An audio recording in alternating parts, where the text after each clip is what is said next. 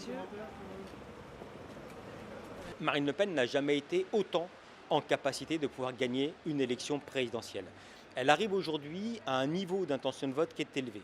Elle arrive aujourd'hui avec une capacité à pouvoir bénéficier de reports de voix qui sont assez élevés, que ce soit de la part d'électeurs d'Éric Zemmour d'un côté ou de Valérie Pécresse de l'autre, donc c'est-à-dire un candidat plus à droite qu'elle et une candidate qui est un peu moins à droite qu'elle. A priori, le vote barrage marcherait beaucoup moins cette fois-ci, parce qu'en fait, on a beaucoup d'électeurs, notamment à gauche, notamment issus des catégories populaires, qui disent en fait qu'ils considèrent qu'Emmanuel Macron ne constitue pas une alternative fiable ou à laquelle ils croient si jamais Marine Le Pen devait être présente au deuxième tour de l'élection présidentielle.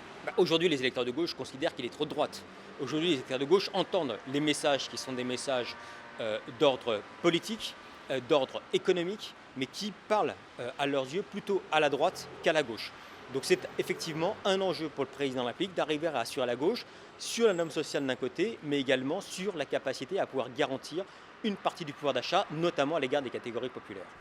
On avait un président jeune, on avait un président dynamique, on avait un président qui apparaissait comme étant libéral, on avait un président qui parlait anglais, ce qui n'était pas très fréquent de la part des présidents anciens, et donc qui arrivait à montrer une forme de dynamisme de la France. Probablement que si jamais demain Marine Le Pen devait être présidente de la République, l'image de la France serait profondément modifiée et on voit bien qu'il y a des acteurs internationaux ou des investisseurs internationaux qui se poseraient la question d'investir en France.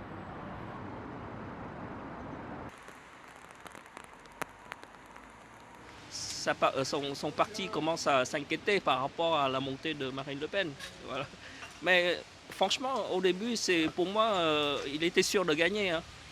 Euh, mais, euh, mais là, on voit le score se rapprocher et Marine Le Pen peut être président. Hein, parce que le truc, c'est qu'elle a bien joué sa campagne. Elle parle beaucoup de pouvoir d'achat. Elle s'est concentrée là-dessus et c'est la priorité des Français, en fait. Et moi, c'était un soulagement quand j'ai vu qu'Emmanuel Macron était qualifié parce que c'est le seul candidat qui peut vraiment faire quelque chose dans notre pays. Et j'étais extrêmement inquiète par la montée des extrêmes.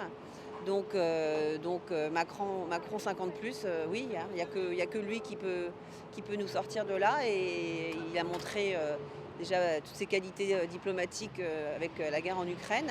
Et puis en matière d'économie, son programme tient la route et que moi j'ai 3 enfants et j'ai envie qu'ils puissent vivre correctement dans leur pays.